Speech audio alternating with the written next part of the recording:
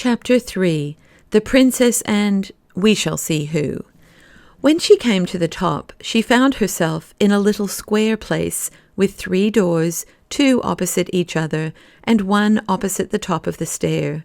She stood for a moment without an idea in her little head what to do next, but as she stood, she began to hear a curious humming sound. Could it be the rain? No, it was much more gentle, and even monotonous than the sound of the rain, which now she scarcely heard. The low, sweet humming sound went on, sometimes stopping for a little while, and then beginning again. It was more like the hum of a very happy bee that had found a rich well of honey in some globular flower than anything else I can think of at this moment. Where could it come from? She laid her ear first to one of the doors to hearken if it was there, then to another. When she laid her ear against the 3rd door, there could be no doubt where it came from. It must be from something in that room. What could it be? She was rather afraid, but her curiosity was stronger than her fear, and she opened the door very gently and peeped in. What do you think she saw? A very old lady who sat spinning. Perhaps you will wonder how the princess could tell that the old lady was an old lady, when I inform you that not only was she beautiful, but her skin was smooth and white. I will tell you more. Her hair was combed back from her forehead and face, and hung loose far down and all over her back. That is not much like an old lady, is it? Ah, but it was white almost as snow. And although her face was so smooth, her eyes looked so wise that you could not have helped seeing she must be old. The princess, though she could not have told you why, did think her very old indeed. Quite 50, she said to herself, but she was rather older than that, as you shall hear.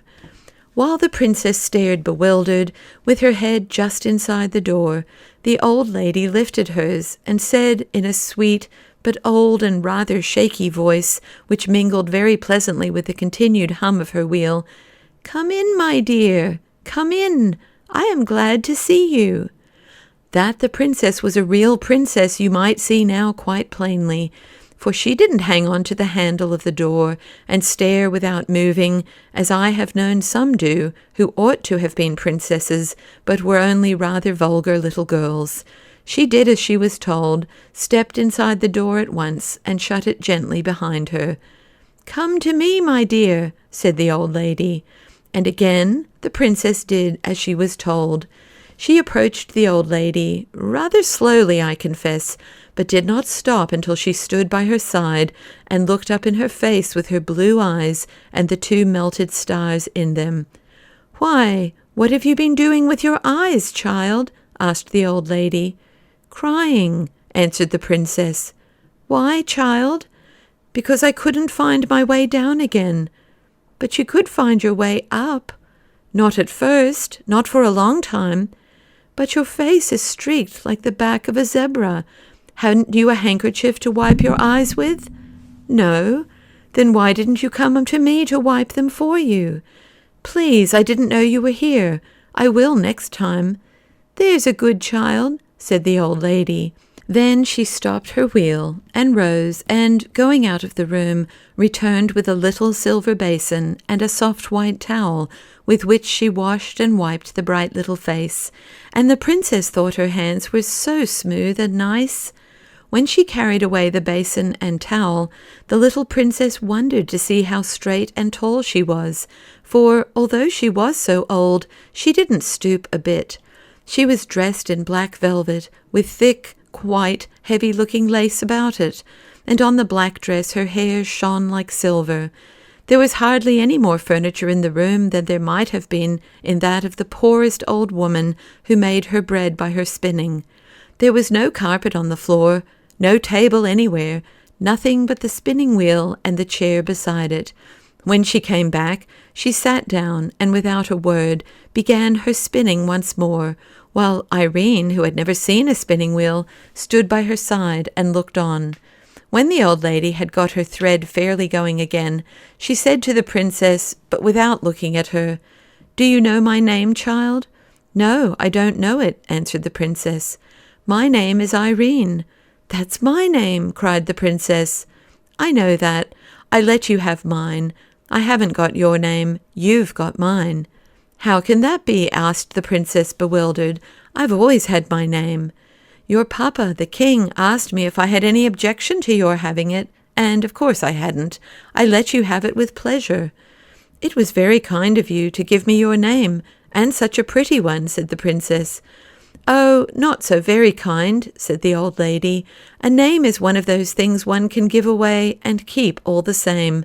I have a good many such things. Wouldn't you like to know who I am, child?"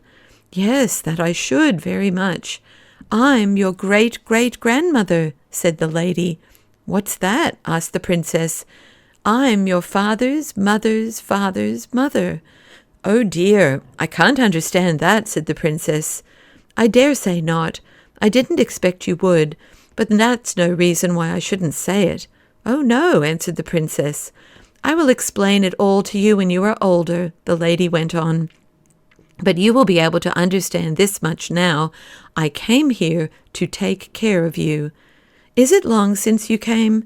Was it yesterday, or was it today, because it was so wet that I couldn't get out?" "I've been here ever since you came yourself." "What a long time," said the princess. "I don't remember it at all." "No, I suppose not." "But I never saw you before." "No, but you shall see me again."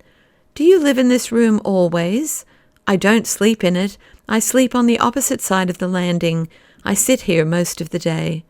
"I shouldn't like it. My nursery is much prettier. You must be a queen, too, if you are my great big grandmother." "Yes, I am a queen." "Where is your crown, then?" "In my bedroom. I should like to see it." "You shall some day, not today." "I wonder why Nursey never told me." "Nursey doesn't know. She never saw me." "But somebody knows that you are in the house?" "No, nobody." "How do you get your dinner, then?" "I keep poultry, of a sort." "Where do you keep them?" "I will show you." "And who makes the chicken broth for you?" "I never kill any of my chickens." "Then I can't understand." "What did you have for breakfast this morning?" asked the lady. "Oh, I had bread and milk and an egg. I dare say you eat their eggs." "Yes, that's it. I eat their eggs." "Is that what makes your hair so white?" "No, my dear. It's old age. I am very old." "I thought so. Are you 50? "Yes, more than that." "Are you 100? "Yes, more than that. I am too old for you to guess. Come and see my chickens." Again she stopped her spinning. She rose, took the princess by the hand, led her out of the room, and opened the door opposite the stair. The princess expected to see a lot of hens and chickens, but instead of that, she saw the blue sky first, and then the roofs of the house, with a multitude of the loveliest pigeons, mostly white, but of all colours, walking about, making bows to each other, and talking a language she could not understand.